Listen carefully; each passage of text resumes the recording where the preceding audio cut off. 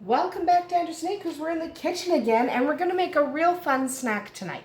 Tonight is fry night here on Andersen Acres, and that means we break out the deep fryer, which we don't do very often, and make a bunch of fun things. So today I'm going to show you how we make our own personal deep fried cheese balls. They are fantastic, and everybody loves them, and they're just wonderful. So making them is actually really easy. First you need some pizza dough. I will link to my favorite pizza dough recipe that I make, but any pizza dough will work, including refrigerated pizza dough. It doesn't matter. Pizza dough.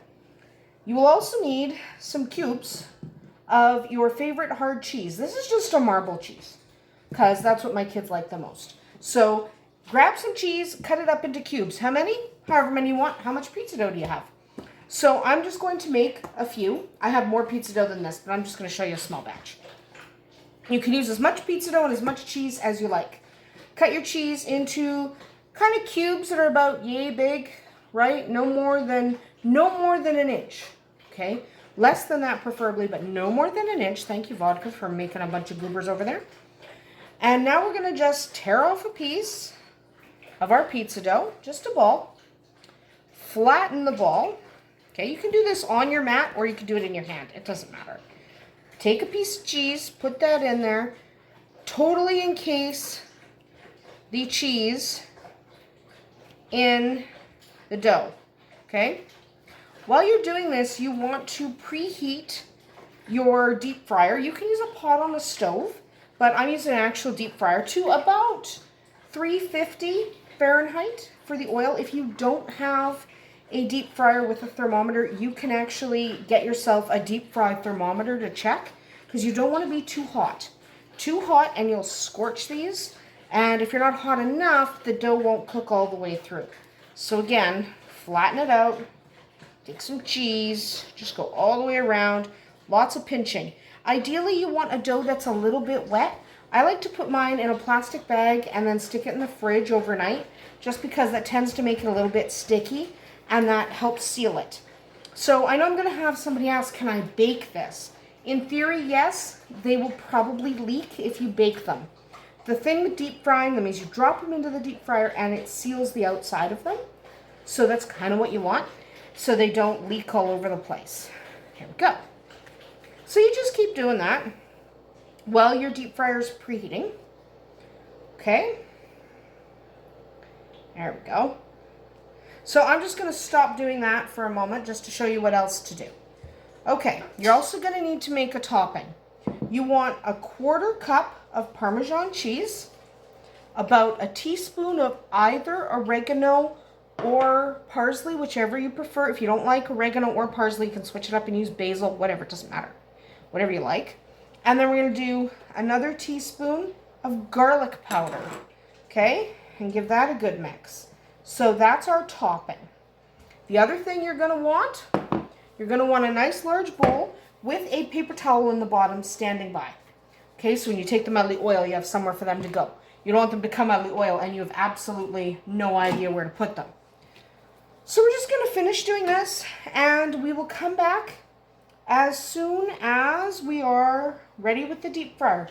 It's not quite ready yet, which is fine because I haven't finished doing my cheese balls. So we'll be right back as soon as the deep fryer is warmed up. All right, so here we are at the deep fryer. I have preheated it to 350 degrees Fahrenheit. Now I'm using a Tefal Easy Clean deep fryer. I will link to one if I can remember. Sometimes I forget. But if you don't have that, you can do it with a pot on the stove.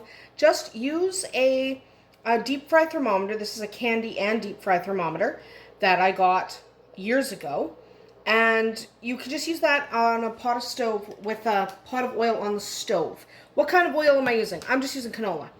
You can use vegetable oil, you can use sunflower oil, something light and without a lot of flavor is what you want. So I'm using a basket, and really you should use a basket because they're easier to fish out. Obviously, if you don't have a deep fryer, you may not have a basket.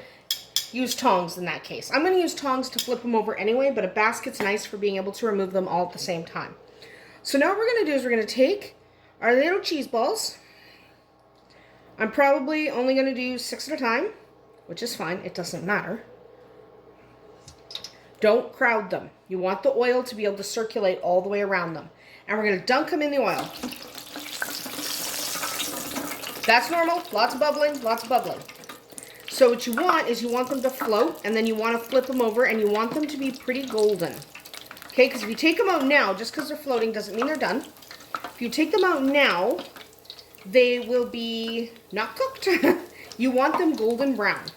Okay, so you can use your tongs to kind of move them around and flip them, just so that you know that they get fully cooked. Okay, you just want to keep dunking them in the oil. You want all sides to get in that oil. And then you just let them bubble for just, you'll tell when they're done. They're only a couple of minutes per side. So we just want to let those cook. And the cheese melts while it's inside there and also starts cooking them from the inside. So either way, you're pretty good. So every once in a while, give them a flip and see if they are golden yet on that one side. If they're not, continue on. If they are, good for you. Turn over. Or don't turn over, see if I care. Yeah, don't turn over. So you're just going to let them cook until they are golden brown. You don't need to watch that entire process. One just flipped on its own. That's also normal. You don't need to watch that entire process because it takes a few minutes. Oh, well, maybe you will. Yeah, they're getting there. You want them a nice golden. So that's not done yet. Okay, that's not done. More cooking. To really get them in there, really kind of push them around. Don't pop them. So when you grab them, don't like squish them, because then the cheese will pop out. You don't want that. And remember, nearby you should have your bowl with your paper towel on the bottom to catch them. Okay? Give the basket a shake. So you want them, this is not dark enough yet. Some of them you may have to like grab them and hold them because they don't want to flip over. So you may actually have to plunge them under the oil. That's fine. If they'll flip over, good. You want all sides equally coated.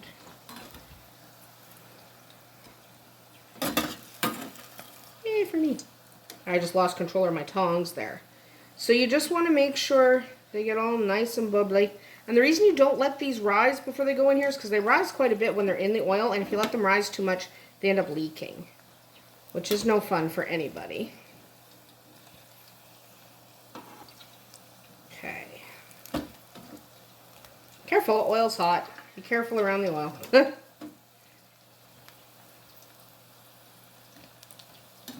And you don't want to bite into these right away when you take them out. You want to make sure that they are cooled for at least 3 minutes, or you'll be biting into bubbling hot cheese. Okay, we're going to call those pretty good. Okay, that goldeny color, those are cooked. So especially if the cheese starts to leak through, you do know that that means they're cooked because the cheese is expanding. If it's hot enough to melt that cheese like that, then it is hot enough to cook the dough. So drain them for a minute here, throw them in the bowl. We'll look at the bowl in a minute. And then we're going to take another 6. And while those are cooking, we will pop over, and I'll show you what to do with the ones that just came out. So again, we pop these in here, dunk them in the oil. And then we are going to come over here in a second. I'm just moving things around so there's enough room. Come over here. Here's our bowl. Okay, here's our bowl. Here's some of our topping. Just take that topping, make sure it's well mixed. Take that topping, sprinkle some of that on there. Okay? Give those a toss.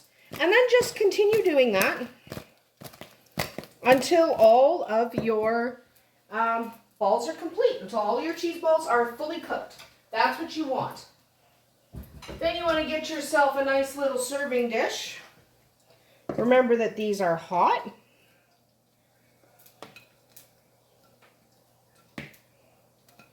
And there you have it. Those are your deep fried cheese balls. They're simple and easy. Don't forget to let them rest for at least 2 to 3 minutes before you bite in. Otherwise, you'll be biting in to hot cheese that's going to burn your mouth.